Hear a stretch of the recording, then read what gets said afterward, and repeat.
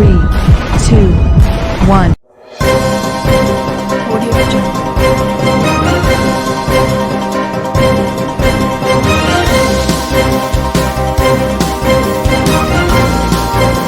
Audio Jungle. Audio Jungle.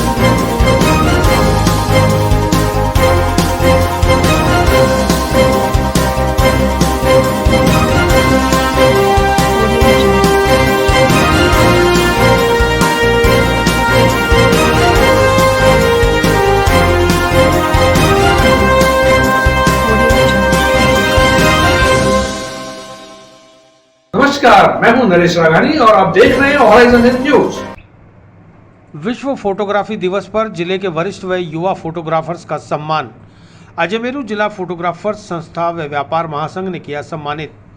अजमेरू जिला photographer संस्था और व्यापार महासंघ के संयुक्त तत्वाधान में गुरुवार को विश्व फोटोग्राफी दिवस के मौके पर अजमेर जिले के वरिष्ठ व युवा फोटोग्राफर्स के साथ प्रेस फोटोग्राफर्स को भी सम्मानित किया गया।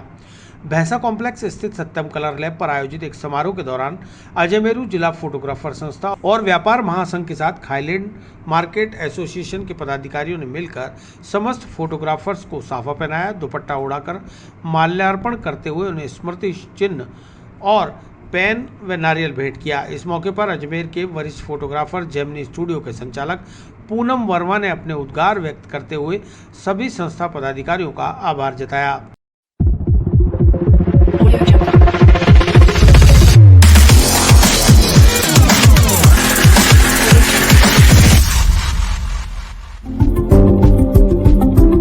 फोटोग्राफी दिवस पर इस संस्था ने जो लोगों का सम्मान किया है ऐसे वो वास्तव में बड़ा शोभनीय है। उसके साथ साथ मैं श्री टाँक साहब का, लालवानी जी का हार्दिक स्वागत करता हूं, जिन्होंने इस संस्था को और अच्छा रूप देके हम लोगों को संगठित करके जो आगे बढ़ने का जो संदेश दिया है, निश्चित तौर से हम उनके बताए रास्ते पर चल के आगे बढ़ेंगे।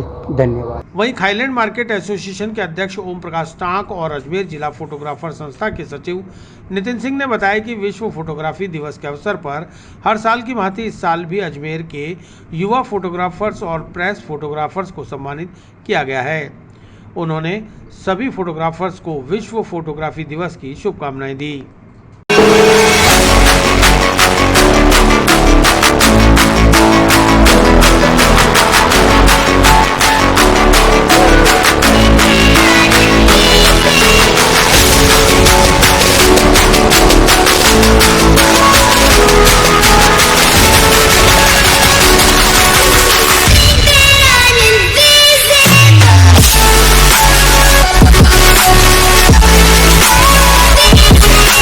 आज इंटरनेशनल फोटोग्राफर डे होने की वजह से स्थानीय जो फोटोग्राफर्स हैं और पत्रकार फोटोग्राफर हैं, उनका हमने सम्मान किया, उनका हौसला अफजाई किया है और सभी को हम बधाई देते हैं कि वो आगे बढ़िया से बढ़िया समाज सेवा या जन सेवा का कार्य करें। आज क्या कार्यक्रम का आयोजन करेंगे? हर वर्ष की भांति इस वर्ष भी श्री व्यापार महासंघ और अजमेरू जिला फोटोग्राफर संस्था के संयुक्त तत्वाधान में हमने जो विश्व फोटोग्राफी दिवस है इसका आयोजन किया है, जिसमें हमने हमारे कुछ सीनियर्स फोटोग्राफर हैं, कुछ यंग्स फोटोग्राफर हैं और जो पत्रकार भाई हैं जो फोटोग्राफी करते हैं विभिन्न अखबारों में, हम सब ने मिलकर उनका सम्मान किया है। जिसके अंतर्गत उनको नारियल और साफा और पेन और आदि इत्यादि चीज़ देके उनका सम्मानित किया गया। उनको आदर्श नगर पंचवटी कॉलोनी में वीर सावरकर उद्यान के बोर्ड पर भू माफियाओं ने पोती कालिक। भू माफिया के खिलाफ क्षेत्रवासी हुए लामबंद, नारेबाजी करते हुए कार्रवाई की मांग। आदर्श नगर पंचवटी कॉलोनी स्थित वीर सावरकर उद्यान में वेदांता हिंदुस्तान जिंक लिमिटेड द्वारा एक बोर्ड लगवाया गया, जिस पर आज भू माफियाओं द्वारा कालिक पोतने से विवाद उत्पन्न हो गया। हालांकि भू माफिया कालिक पोतने के बाद जैसे ही वहां से युवाओं द्वारा लाइव शुरू किया गया, वो फरार होने में कामयाब हुआ, लेकिन क्षेत्र के लोग इसके बाद लामबंद हो गए और उन्होंने नारेबाजी करते हुए जिला और पुलिस प्रशासन से भू माफियाओं के खिलाफ कार्रवाई की मांग की है। क्षेत्र में रहने वाले सिद्धार्थ और शशि शर्मा ने बताया कि भू माफियाओं के हौसले लगातार बुलंद होते जा रहे हैं और माफिया इस पार्क पर कब्जा करना चाह रहे हैं। एडीए द्वारा इस पार्क का निर्माण क्षेत्र के बच्चों के खेलकूद और सामाजिक गतिविधियों के लिए कराया गया था, जिसमें क्षेत्र के बच्चे और युवाओं ने पर्यावरण को बढ़ावा देने के लिए काफ़ी संख्या में पेड़ भी लगाए। लेकिन इस हरे भरे उद्यान पर भू माफियाओं की बुरी नज़र है। आज RK रावत नामक भू माफिया ने बोर्ड पर कालिक पोतने का काम किया, उसको इस दुस्साहस की सजा मिलनी चाहिए। इसे लेकर क्षेत्रवासी लामबंद हो गए और उन्होंने पुलिस और जिला प्रशासन से RK रावत के खिलाफ कार्रवाई कर सजा दिए जाने की मांग की है।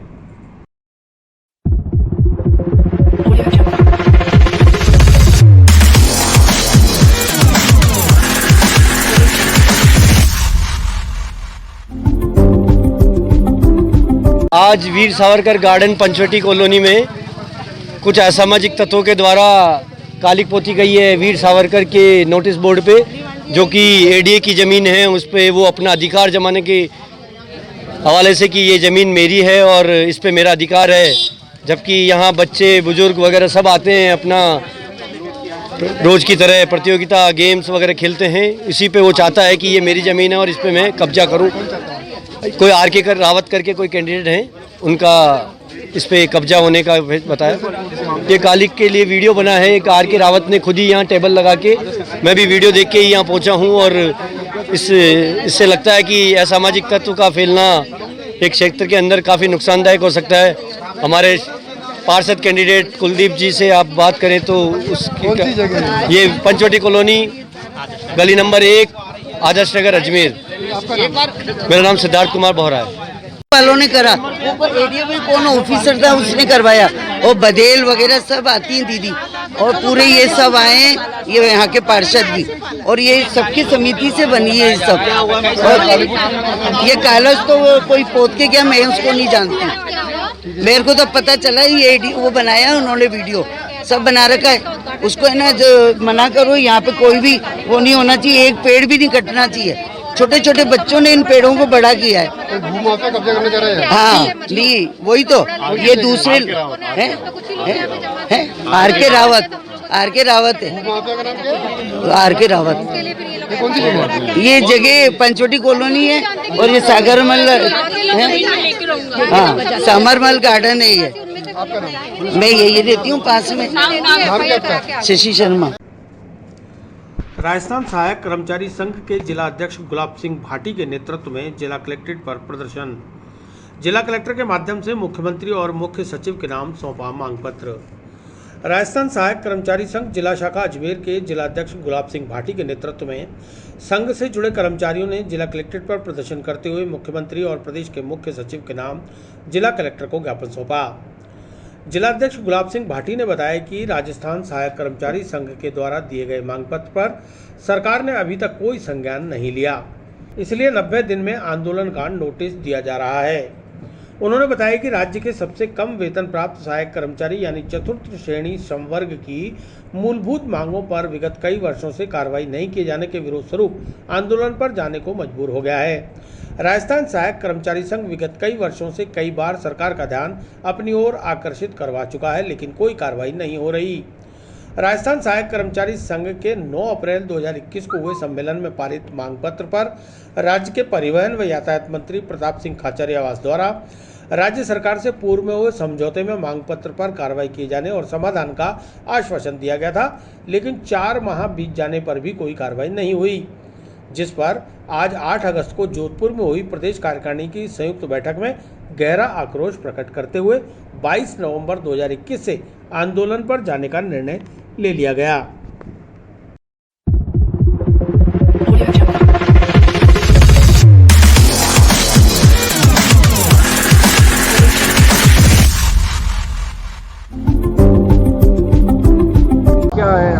अखिल राजस्थान सहायक कर्मचारी संघ प्रदेश के आह्वान पर राजस्थान के सहायक कर्मचारियों की जो लंबित मांगे हैं,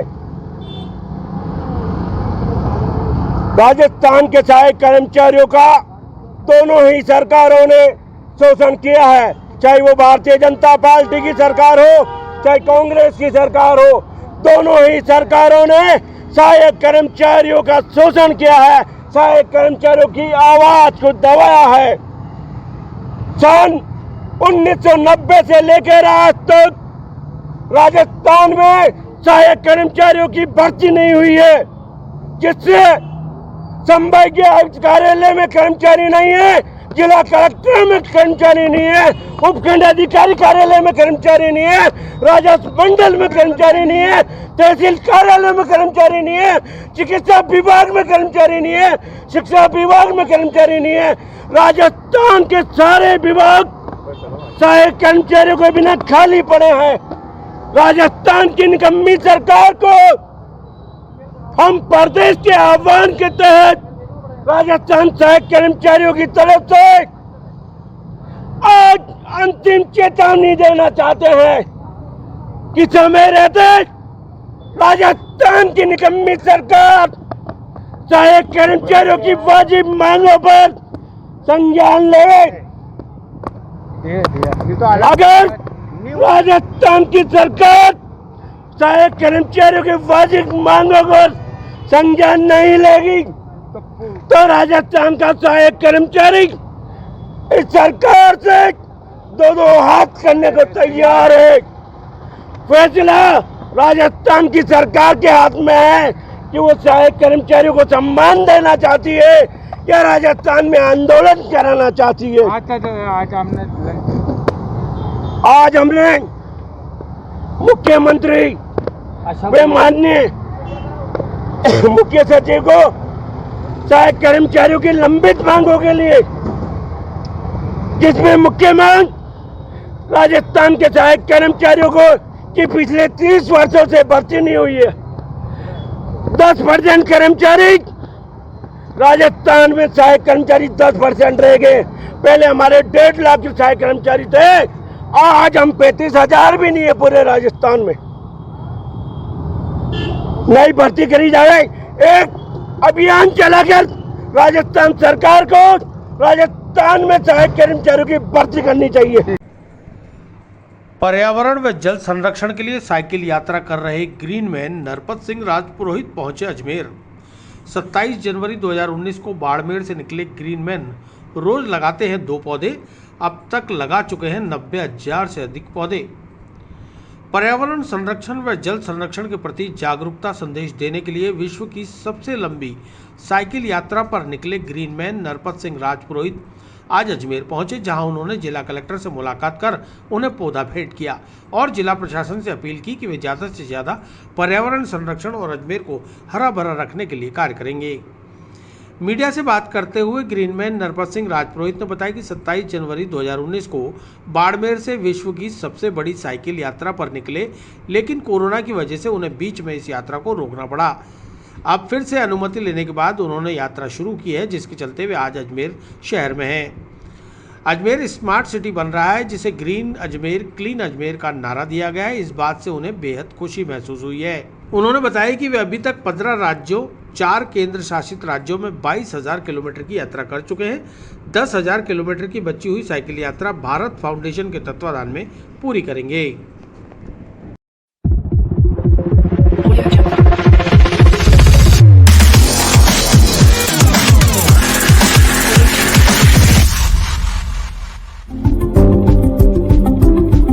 मैं पर्यावरण संरक्षण और जल संरक्षण विश्व की सबसे लंबी यात्रा पर हूँ। मैं निकला हूँ 27 जनवरी 2019। मेरे 15 स्टेट और 4 केंद्र शासित टोटल 19 स्टेट कवर हो चुके हैं। मैं कोरोना काल में रुका हुआ था, वापिस हरी झंडी ली मैंने खंडासवा माधोपुर से श्रुति शर्मा मुख्य प्रधान वन संरक्षक राजस्थान सरकार से। इस अब मैं भारत फाउंडेशन के तत्वाधान में चला जा रहा हूँ। हमारा उद्देश्य है पर्यावरण संरक्षण के प्रति आम लोगों में ज़्यादा जागरूक लगाना, पर्यावरण को कैसे बचाया जा सकते है और जल को कैसे बचाया जा सकता है, और जो लोग जंगलों पर जो नज़दीक आबादी वाले लोग कब्जे कर रही है, उन कब्जे से कैसे निपटारा पा सकते हैं। जैसे उस निपटारों को पाने के लिए 10 साल 20 साल केस लड़ते लग जाती है। जो 10 से 20 साल पहले जंगल तैयार होने वाला होता है, वो 10 से 20 साल पर बाद में लेट होता है। कुल मिलाकर 10 से 20 साल का अपन को लॉस होता है। तो उनको कैसे निपटारा पा सकते हैं, तो उनके प्रति लोगों में जागरूकता लाना और पर्यावरण बचाना क्यों जरूरी है, ये तो जीता जागता सबूत है। कोरोना काल में देखा होगा, पैसे दी हुई ऑक्सीजन नहीं मिल रही थी, तो एक पेड़ की कीमत नगण्य। मेरे 22,000 किलोमीटर कवर हो चुके हैं। मैं खुद 90,000 पौधे लगा चुका हूँ और 165 हिरण बचाई है। राज्य पशु चिंकारा, 7 मोर्चा खरगोश, 1 नीलगाय, 2 बाज, 2 शिकारी को पकड़ाया, 1 गोल्डन शियार। राजस्थान का पहला काम दहेज प्रथा को मानते हुए मेरे बहन की शादी अनुसार 251 पौधे दिए। भतीजी को भी हाल कोरोना काल में शादी थी, उसको 151 पौधे दिए। ये मेरी राइट चादर, ये जो विश्व की सबसे लंबी यात्रा पर्यावरण संरक्षण और जल संरक्षण की 2 शियार और एक गोल्डन शियार पकड़ाया, सॉरी बचाया। और मैं रोज़ के 2 पौधे लगाता हूँ। इस यात्रा के दौरान 2 पौधे ऐसी जगह लगाता हूँ ताकि मेरे द्वारा लगाए गए पौधे सक्सेस हो सके। 4 दीवारी हो और पानी पिलाने वाला का वहाँ पर व्यवस्था हो। उस लगा के फ़ोटो लेना या सोशल मीडिया शेयर करना वो नहीं, मेरे द्वारा पौधा लगाया गया सक्सेस हो। जहाँ का लगाता हूँ, जिसके साथ लगाता हूँ, उनको संकल्प दिलाता हूँ बच्चे से बढ़कर इस पौधे को प्रेम करे और पेड़ का रूप दे इस पौधे को। आज कलेक्टर जी, अजमेर कलेक्टर से मिले तो उनसे कलेक्टर महोदय जी को भी मैंने पौधा भेंट किया, उनको अवगत कराया कि मैं पर्यावरण संरक्षण जल संरक्षण के प्रति विश्व की सबसे लंबी यात्रा पर रहा हूँ और आप भी जितना हो सके शहर को क्लीन बनाए, ग्रीन बनाए।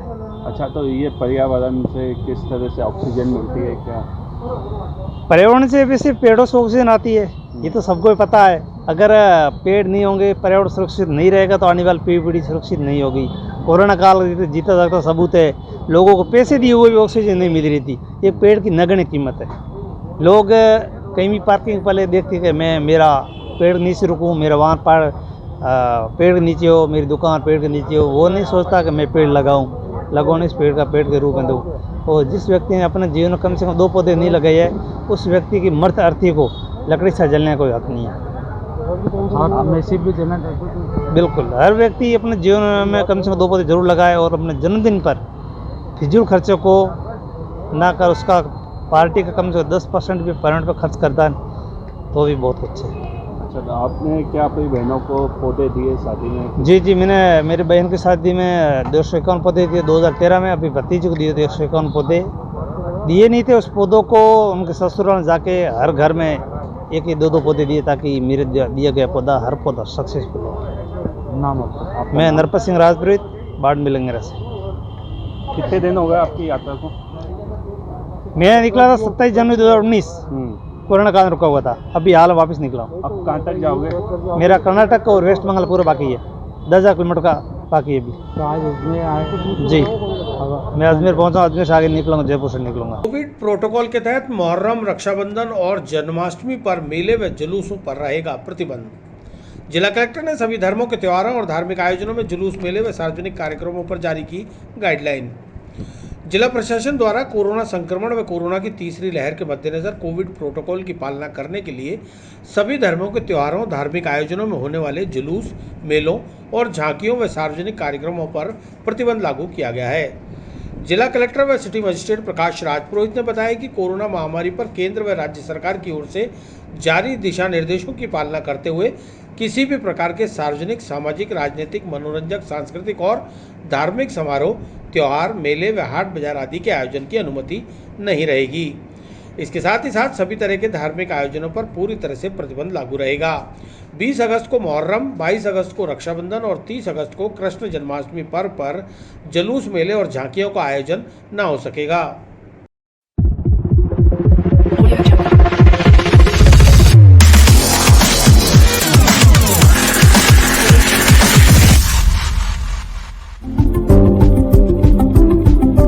अभी जो वर्तमान में राज्य सरकार और केंद्र सरकार के कोविड-19 को लेकर गाइडलाइन है आगामी त्योहारों के लिए, वो ये है कि किसी भी धार्मिक आयोजन की सार्वजनिक रूप से मनाने में पाबंदी रहेगी और सभी लोगों से भी अपील की गई है भीड़ भाड़ वाली जगह पर जाने से बचें और जो भी पर्व आयोजन है उसको व्यक्तिगत रूप से ही अपने घरों में रहकर ही सेलिब्रेट करें और सार्वजनिक रूप से कोई सामूहिक रूप से किसी भी आयोजन पे पाबंदी लगाई गई है गवर्नमेंट की तरफ से और सभी लोग कोविड-19 की गाइडलाइन का पालना करें और सभी मजिस्ट्रेट्स को और पुलिस को इनकी पालना के लिए डायरेक्शंस दे दिए गए। ये कोई भी रैलियां हैं उस पर पाबंदी है। हमसे किसी भी कोई भी रैली की अगर कोई परमिशन लेता है तो कोविड गाइडलाइन के तहत हम उनको ये कह रहे हैं कि किसी भी आयोजन पे, धार्मिक आयोजन पे अभी पाबंदी है और धार्मिक आयोजन सब लोग घर पे बैठ के मनाएं। सिंधी युवा संघ द्वारा कोटा में हुए निखिल टेकवानी हत्याकांड के अपराधियों को सजा दिलाए जाने की मांग। विधायक अनीता बघेल के नेतृत्व में सिंधी युवा संघ ने मुख्यमंत्री के नाम जिला कलेक्टर को सौंपा ज्ञापन। सिंधी युवा संघ अजमेर के बैनर तले दक्षिण विधायक अनीता बघेल के नेतृत्व में गुरुवार को सिंधी समाज के युवाओं के एक प्रतिनिधिमंडल ने जिला कलेक्टर को मुख्यमंत्री के नाम ज्ञापन सौंपकर कोटा में मोबाइल व्यवसायी निखिल टेकवानी की आपराधिक तत्वों द्वारा की गई निर्मम हत्या के मामले में उच्च स्तरीय जांच कराकर अपराधियों को जल्द से जल्द सजा दिलाए जाने की मांग की है। विधायक अनीता बघेल ने बताया कि प्रदेश की कानून व्यवस्था पूरी तरह से चरमराई हुई है, जबकि गृह मंत्री का जिम्मा भी मुख्यमंत्री के पास ही है, लेकिन मुख्यमंत्री खुद जब कार्यालय में नहीं आते 7 महीने से प्रदेश की बागडोर भगवान भरोसे चलाई जा रही है, तो ऐसे में अपराधियों के हौसले बुलंद हो गए हैं। कोटा शहर के युवा व्यवसायी निखिल टेकवानी की सरेआम आपराधिक तत्वों द्वारा निर्मम हत्या कर दी गई, जिससे पूरे प्रदेश के सिंधु समुदाय सहित हर जनमानस में आक्रोश व्याप्त हो गया है। इसलिए इस हत्याकांड की जांच उच्च स्तर की जांच एजेंसी से कराई जाए और हत्याकांड की तह में पहुंचकर आरोपियों को तत्काल गिरफ्तार कर हत्याकांड की सुनवाई विशेष फास्ट ट्रैक अदालत में शुरू की जाए। प्रदेश में अपराधियों में खौफ पैदा करने के लिए सरकार और पुलिस कड़े कदम उठाए।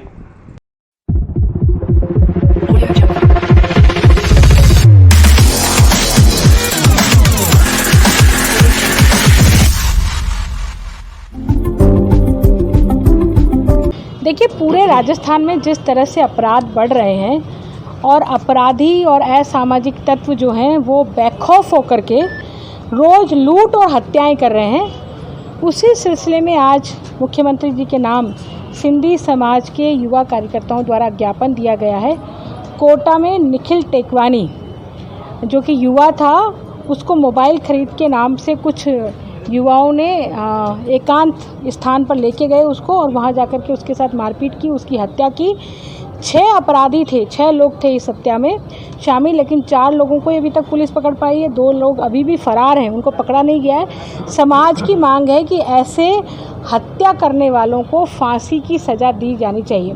इसी मांग को लेकर के सभी समाज के प्रतिनिधियों के साथ आज मैंने भी ज्ञापन दिया है और यह घटना सिर्फ कोटा में नहीं हो रही, पूरे राजस्थान में हो रही है। कुछ समय पहले हमारे जो कचहरी रोड पर है ना, जयपुर रोड पर मनीष जी के साथ में मनीष मूलचंदानी जी की भी हत्या हुई थी। लुटेरे उनके होटल से नोट लूट के विदेशी करेंसी ऑफिस में से लेके गए थे और अभी तक वो पकड़े नहीं गए। तो ये लगातार ये घटनाएं बढ़ती जा रही है, लेकिन अपराधी अभी तक पकड़ में नहीं आ रहे। तो जो खुद गृह मंत्री है अशोक गहलोत जी, जिनके पास पूरा पुलिस विभाग का जिम्मा है, कानून व्यवस्था संभालने का जिम्मा है, वो खुद कानून व्यवस्था को नहीं संभाल पा रहे हैं। और ऐसी स्थिति में अजमेर के लोग, राजस्थान के लोग जाएं तो जाएं किसके पास? तो उस बात को लेकर के बहुत आक्रोश है लोगों में और इसी आक्रोश को व्यक्त करने के लिए आज यहाँ प्रदर्शन भी किया है और मुख्यमंत्री जी के नाम ज्ञापन। NSUI करेगी केंद्रीय मंत्री भूपेंद्र यादव की जन आशीर्वाद रैली का विरोध। जन आशीर्वाद रैली को दिखाएंगे काले झंडे, चूड़ी और जूतों की माला करेंगे भेंट। 20 अगस्त को अजमेर में केंद्रीय मंत्री भूपेंद्र यादव की होने वाली जन आशीर्वाद यात्रा का NSUI संगठन विरोध करेगी। NSUI के पदाधिकारियों ने आज जिला कलेक्टर से मिलकर बताया कि भारतीय जनता पार्टी के नेता किस बात की जन आशीर्वाद रैली निकाल रहे हैं, जबकि देश में लगातार महंगाई और बेरोजगारी बढ़ती जा रही है। आम आदमी का जीना दुश्वार हो चुका है। लगातार पेट्रोल, डीजल और गैस के दामों में बढ़ोतरी होती जा रही है। वहीं खाद्य पदार्थों की कीमतें भी लगातार आसमान छू रही हैं। कोरोना की वजह से वैसे ही रोजगार नहीं है, वहीं बेरोजगारी की दर भी लगातार बढ़ रही है। ऐसे में भारतीय जनता पार्टी की सरकार के मंत्री किस बात की जन आशीर्वाद यात्रा निकाल रहे हैं? NSUI के पदाधिकारी भगवान सिंह चौहान ने बताया कि जन आशीर्वाद यात्रा के दौरान भूपेंद्र यादव को काले झंडे दिखाएंगे और उन्हें जूतों की माला और चूड़ियों भेंट की जाएंगी।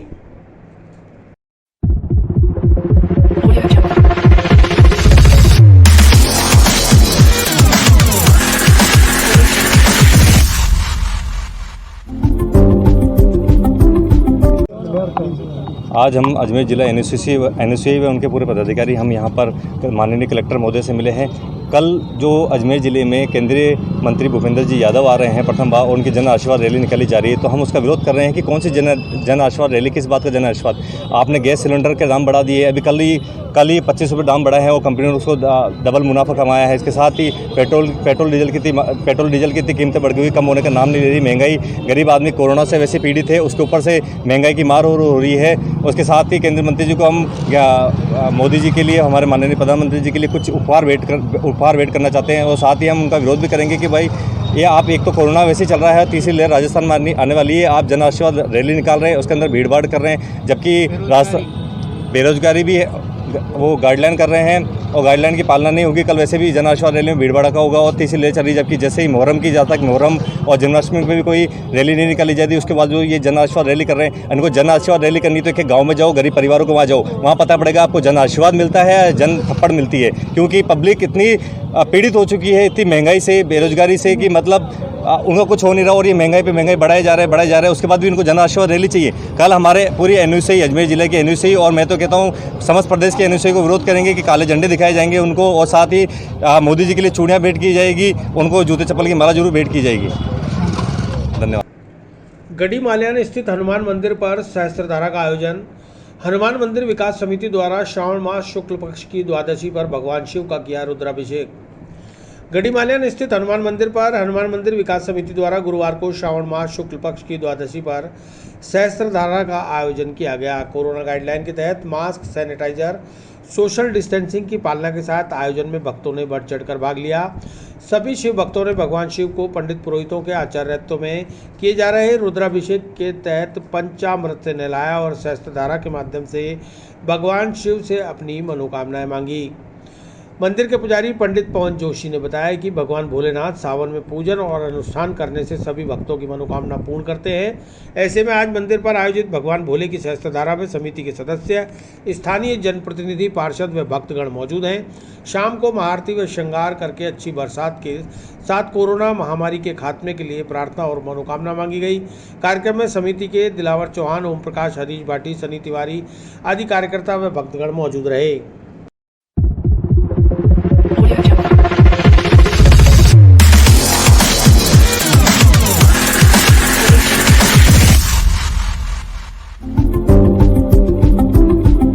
आज गड्डी माल्यान स्थित हनुमान मंदिर पे हनुमान मंदिर विकास समिति द्वारा सहस्त्रधारा का आयोजन किया गया है, जिसमें हमारे सभी गड्डी माल्यान के व आसपास के क्षेत्र जैसे जोशगंज, बैरीगंज के भक्तों ने यहाँ पे सहस्त्रधारा करके और सेवा का लाभ उठाया है। और कोरोना महामारी को देखते हुए हमने पूरे सोशल डिस्टेंसिंग की पालना करी, कोरोना गाइडलाइन की पालना करते हुए हमने सहस्त्रधारा का आयोजन रखा ताकि किसी को कोई परेशानी ना हो। और हमने महादेव से पूरी प्रार्थना की है कि जल्द से जल्द हमारे देश को इस कोरोना महामारी से मुक्ति दिलाए, जिससे हमारे पूरे देश सुरक्षित रहे। इसी कारणवश हमने ये आयोजन रखा, जिससे और वर्षा जिस प्रकार से इस बार वर्षा हुई है तो भगवान से प्रार्थना की वर्षा अच्छी हो। और सबों ने मास्क लगाया? सब ने मास्क लगाया, सैनिटाइजर किया, सोशल डिस्टेंसिंग का पालन किया। बिना मास्क वालों को एंट्री नहीं? बिना मास्क वालों को एंट्री। जिनके पास मास्क नहीं था उनको हमने स्वयं मास्क उपलब्ध कराए हैं, जिससे कि बचाव रहे। कौन सी जगह? ये गड्डी माल्यान हनुमान मंदिर।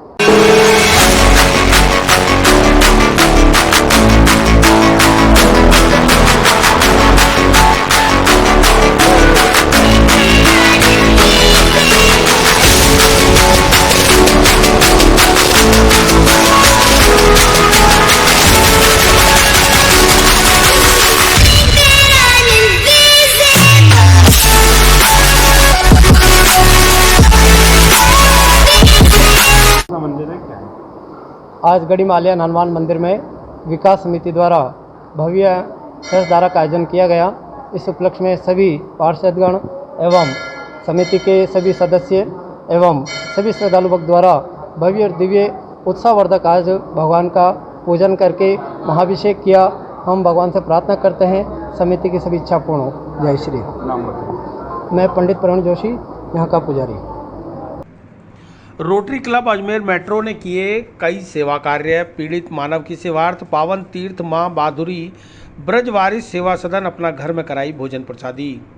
रोटरी क्लब अजमेर मेट्रो की ओर से पीड़ित मानव की सेवा का पावन तीर्थ मां माधुरी ब्रजवारिस सेवा सदन अपना घर आश्रम में पूरे दिन के लिए भोजन प्रसादी का आयोजन रखा गया। क्लब की अध्यक्षा मीना भाटिया ने बताया कि पीड़ित मानव सेवा सदन में रह रहे ऐसा है लावारिस बीमारजनों को भर्ती कर सेवाएं प्रदान की जा रही है। जो रेलवे प्लेटफॉर्म, बस स्टैंड, धार्मिक व सार्वजनिक स्थानों पर गंदगी व वेदनापूर्ण स्थिति में जीवन और मौत से संघर्ष करते हुए रह रहे हैं। यहाँ तक कि यह लोग सेवा चिकित्सा तो दूर देखना और छूना तक पसंद नहीं करते। ऐसे लोगों की सूचना मिलने पर क्लब सदस्य उन्हें लाने से लेकर भोजन, उपचार, आवास, जीवन यापन की सभी ज़रूरतें निःशुल्क उपलब्ध कराते हैं। इस अवसर पर क्लब के सुभाष चांदा, नरेश भाटिया, दीपक अग्रवाल व अन्य सदस्य मौजूद रहे।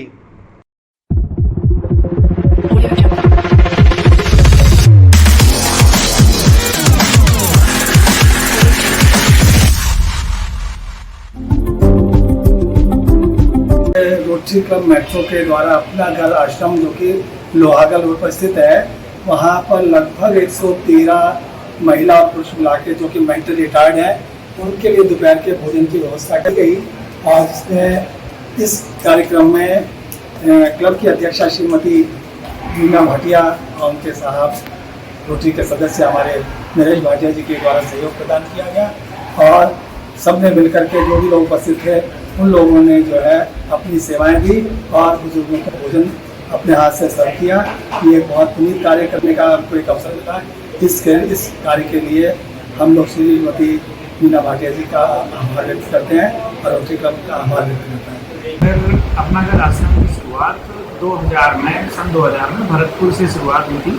डॉक्टर भारद्वाज दंपत्ति, डॉक्टर PM भारद्वाज और उनकी धर्मपत्नी ने शुरुआत की सन 2000 में और अजमेर आश्रम सन 2011 में चालू हुआ था फर्स्ट ब्रांच के तौर पर। आज ऑल ओवर इंडिया में लगभग 40 से 45 ब्रांचेज हैं। 40 ब्रांचेज में 5 पाइपलाइन में हैं जो इस 1-2 महीने में चालू हो जाएंगे और लगभग 10,000 आवासी या ऐसे वृद्ध बीमार बुजुर्ग लोग जो सड़कों पर असहाय अवस्था में पड़े हुए होते हैं उनकी हम सेवा कर रहे हैं। पूरा आश्रम 10,000 लोगों की सेवा कर रहा है। हर महीने एक अजमेर आश्रम की मैं व्यवस्थाओं के बारे में बताऊं तो हर महीने हमारे यहाँ लगभग 15 से 20 लोगों का एडमिशन, आवासियों का एडमिशन होता है, जिसमें से 5 से 6 लोग स्वस्थ होकर अपने घर चले जाते हैं और जिनके घर परिवार नहीं होते हैं उनको यहीं पे पूरे रहने सहने की, खाने पीने की, दवाइयों की सारी व्यवस्था संस्था के द्वारा प्रोवाइड करवाई गई। इंद्रप्रस्थ गैस लिमिटेड ने गैस पाइपलाइन डालने के नाम पर खोद डाली पूरी colony. Maharana Pratapnagar B block विकास समिति के पदाधिकारी मिले कलेक्टर से इंद्रप्रस्थ गैस लिमिटेड को पाबंद कर सड़कें और टूट फूट की रिपेयर कराने की मांग। इंद्रप्रस्थ गैस लिमिटेड द्वारा महाराणा प्रतापनगर बी ब्लॉक में इन दिनों गैस पाइपलाइन डालने के नाम पर सड़कों को खोद डाला है, वहीं घरों के बाहर रैंप तोड़ दिए, पानी की पाइपलाइन भी क्षतिग्रस्त कर दी है।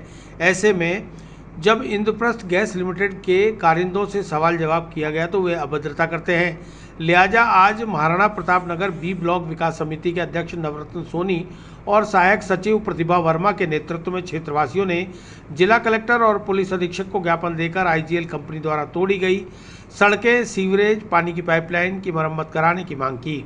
वहीं कार्रवाई नहीं होने पर 25 अगस्त से कलेक्ट्रेट के बाहर धरना देने की भी चेतावनी दी है। समिति अध्यक्ष नवरत्न सोनी ने बताया कि इन दिनों इंद्रप्रस्थ गैस लिमिटेड नामक कंपनी ने पूरे अजमेर शहर को गैस की पाइपलाइन डालने के नाम पर खोद रखा है। सड़कें उधेड़ दी गई हैं, सड़कों के किनारे लगी टाइल्स उखाड़ दी गई है, घरों के रैंप तोड़ दिए हैं, अंडरग्राउंड पानी और बिजली की लाइन भी क्षतिग्रस्त कर दी जा रही है। यही नहीं, इसके बावजूद भी कंपनी द्वारा कोई मरम्मत का कार्य नहीं कराया जा रहा।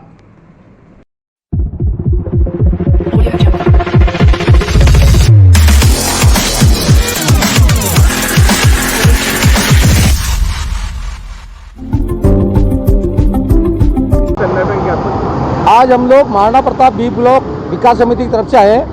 गत करीब 3 महीने पहले IGL कंपनी जो गैस लाइन का काम कर रही है बिछाने का भूमि के अंदर, उन लोगों ने करीब 3 महीने से पूरी सड़कें खोद दी, पूरे घर के बाहर के आंगन तोड़ दिए और जगह जगह खड्डे कर दिए और सीवरेज कनेक्शन तोड़ दिए, घर का पानी का नल तोड़ दिया।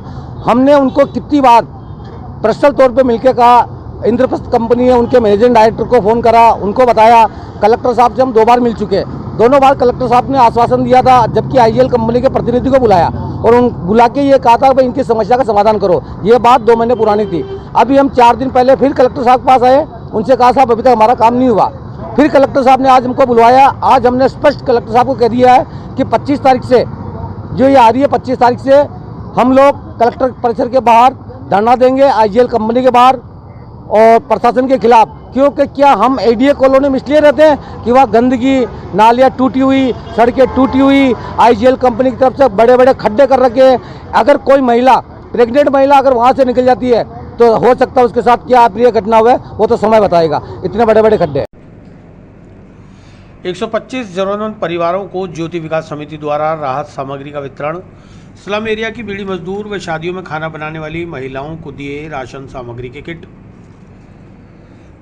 ज्योति विकास समिति के बैनर तले स्लम एरिया की शादियों, पार्टियों में खाना बनाने वाली व बीड़ी बनाने वाली महिलाओं को रसद सामग्री का वितरण गुरुवार को KDAV स्कूल प्रांगण में किया गया।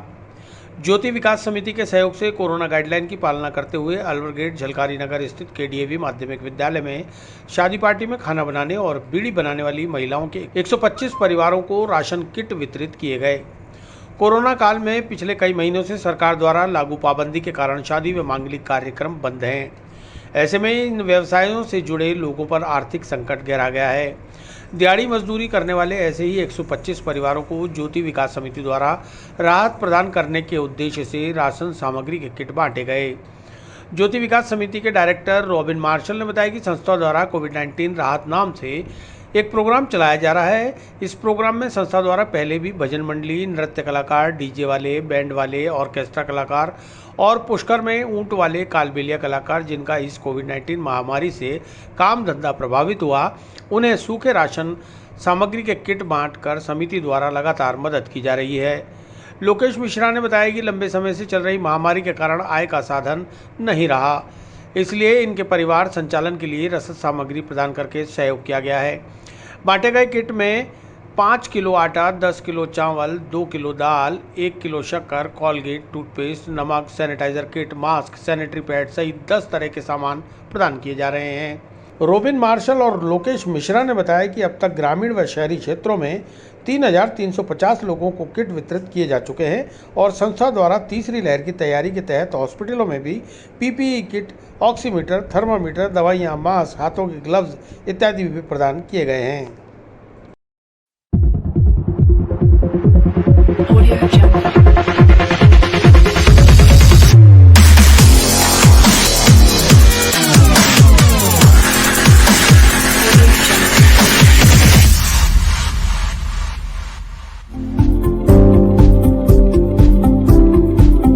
ये ज्योति विकास समिति की तरफ से आयोजन किया गया, जिसमें बहुत ज़्यादा देखा गया कि बीड़ी श्रमिक और कैटरिंग में जो व्यवसाय करने जाती हैं, जो महिलाएं पूड़ी वोड़ी बेलने जाती हैं, उनको व्यवसाय बहुत समय से बंद पड़ा है। तो हम लोगों ने सोचा कि इन महिलाओं को, जो महिलाएं बूढ़ी का काम करती हैं, जो बीड़ी मजदूर का काम करती हैं, उनको के साथ हम लोग मिलके गूंज की तरफ से जो किट है वो हम लोगों ने द्वारा बांटा गया। एक लगभग 120 महिलाएं थी जिनको हम लोगों ने ये सपोर्ट किया है और ये सोच के सपोर्ट किया कि जो कोविड के टाइम में से लंबे समय से जो व्यापार बंद पड़ा है, शादी ब्याह नहीं हो रहे हैं, मजदूरी नहीं मिल रही है प्रॉपर, इसलिए इन महिलाओं को केंद्रित करते हुए ये आयोजन किया गया। कितने किट बांटे हैं और क्या क्या था किट? ये 120 किट बांटे गए हैं, जिसमें 10 किलो चावल, आटा और बहुत सारी सामग्री, दाल वगैरह, अन्य पेस्ट वगैरह उसमें है जो किट के साथ। अभी तक जैसे कहाँ पर बांट चुके हैं? अभी तक हम लोग अजमेर के अंदर म्यूजिक ग्रुप को, आर्ट एंड कल्चर ग्रुप को, बैंड बाजा जो बजाते हैं उन लोगों को, और आज ये आखिरी था जिसको हम लोगों ने आज वितरित किया। ये पूरी सब्जी बनाने वाले जो श्रमिक है, जो शादियों में बनाते हैं, और उसके बाद जो बीड़ी श्रमिक है उनके पास रोजगार नहीं है, उनके साथ। राजकीय तोपदड़ा उच्च माध्यमिक विद्यालय में स्मार्ट सिटी मिशन के तहत काटे गए 29 पेड़। वर्तमान व पूर्व पार्षदों ने जानकारी नहीं देने पर जताई नाराजगी। विद्यालय प्रधानाचार्य ने जिला कलेक्टर का पत्र किया प्रस्तुत। राजकीय उच्च माध्यमिक विद्यालय तोपदड़ा में स्मार्ट सिटी मिशन के तहत विद्यालय परिसर में बगीचे व खेल मैदान में लाइटिंग की व्यवस्था के लिए बिजली के पोल लगाने में अवरोधक बन रहे 29 हरे भरे पेड़ों को काटा जाना अति आवश्यक था। लिहाजा जिला कलेक्टर के आदेश पर तहसीलदार द्वारा मौके पर वास्तविक रिपोर्ट प्रस्तुत की गई, जिसमें वन विभाग के उप वन संरक्षक द्वारा स्मार्ट सिटी के कार्यों की महत्ता को देखते हुए कुल 29 पेड़ों को राजस्थान काश्तकारी अधिनियम 1955 की धारा 84 और राजस्थान भू राजस्व अधिनियम 1956 की धारा 94A में विद्यमान प्रावधानों के अंतर्गत पेड़ काटे जाने की स्पेशल अनुमति प्रदान की गई। मामले पर विद्यालय और स्मार्ट सिटी का पक्ष रखते हुए प्रधानाचार्य शंभू सिंह ने बताया। Audio Jungle.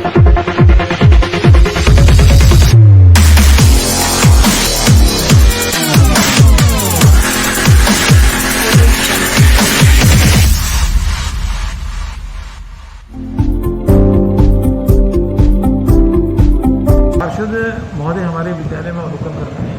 स्मार्ट सिटी के द्वारा होने वाले कार्य की जांच करना है और स्मार्ट सिटी में कौन कौन से काम करा लिए हैं और किस किस प्रकार का और काम होने हैं उसके बारे में जानकारी प्राप्त की।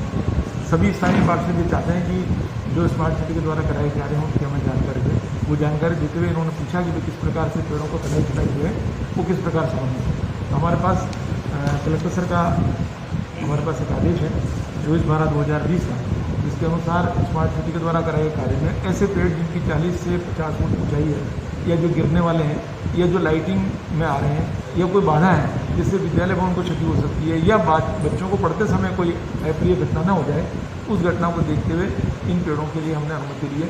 कलेक्टर साहब ने तहसीलदार महोदय को लिखकर और एक एक पेड़ की जाँच करवाकर पूरे नियमानुसार उनका अवलोकन करके गूगल मैप पर उन पेड़ों को डालकर उनकी अनुमति 1 साल बाद हमें दी है कि आप इन पेड़ों को यहाँ से हटवा लें।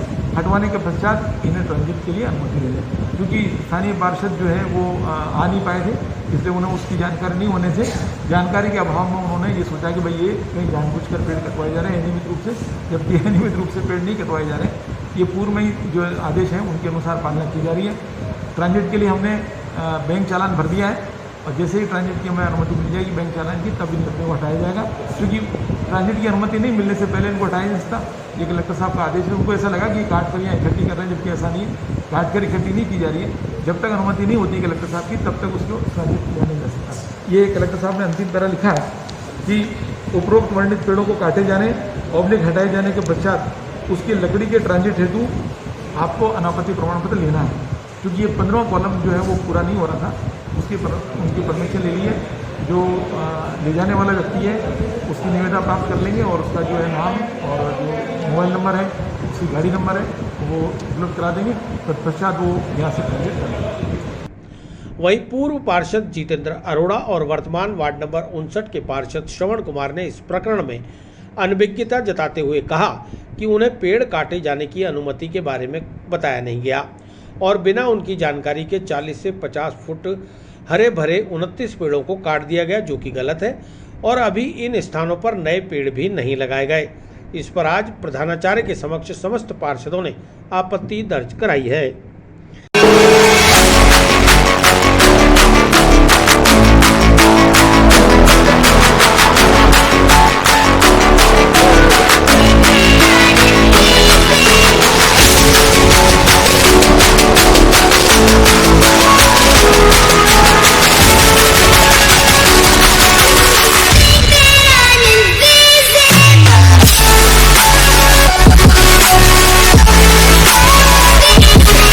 उपजड़ा स्कूल में आए हुए हैं, तीनों पार्षद आए हुए हैं, यहाँ के 57, 58 और 59 वार्ड के।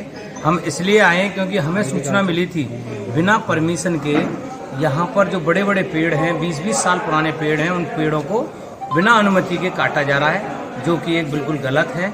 इनको नहीं काटा जाना चाहिए। आप अपने कैमरे से दिखाएं कि कितने हरे भरे पेड़ है। पीपल का पेड़ है जो 24 घंटे ऑक्सीजन देता है, उसको काट दिया गया है। यहाँ इस तरीके से कम 10 से 12 पेड़ काट दिए गए हैं। इनकी एवज में कोई दूसरे पेड़ भी नहीं लगाए गए हैं। एक तरफ हमारी सरकार हरा राजस्थान कराने की सोच रही है, हर जगह वृक्षारोपण चल रहा है। जैसा कि आपने देखा अभी कोरोना महामारी के दौरान ऑक्सीजन की कितनी किल्लत हुई थी।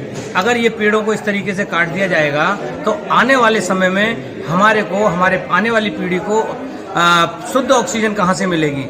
तो हम इसका विरोध करने आए हैं कि भाई ये पेड़ क्यों काटे गए और काटे जा रहे हैं, किसी योजना में आ रहे हैं तो उसकी जानकारी लोकल जनप्रतिनिधि को दी जाए, जबकि इनके द्वारा ऐसी कोई जानकारी हम लोगों को नहीं दी गई है। और बिना अपनी मनमर्जी से ये 10-12 जो पेड़ थे, जो एक ऐतिहासिक पेड़ थे, उनको यहाँ पर काट दिया गया है। इस विषय में हम प्रिंसिपल साहब से मिलने आए हैं और इनको जानकारी देने आए। अगर इन्होंने अपनी मनमर्जी से काटे हैं और अवैध रूप से काटे हैं तो हम इनके खिलाफ कानूनी कार्रवाई करवाएंगे। इसकी भी मेरे को सूचना नहीं दी गई। मेरे को सिर्फ ये शुरू में कहा था कि जो पानी की टैंकी पे एक दो डालियाँ लग रही है उसको हम काटेंगे। ऊपर मैं बाहर गया था अभी भोपाल अपने बच्चे को दिखाने में आया हूँ, तो यहाँ देखा इतने बड़े बड़े 12-13 पेड़ जड़ से ही काट दिए, जिसमें पीपल, नीम और दुनिया भर के पेड़ हैं।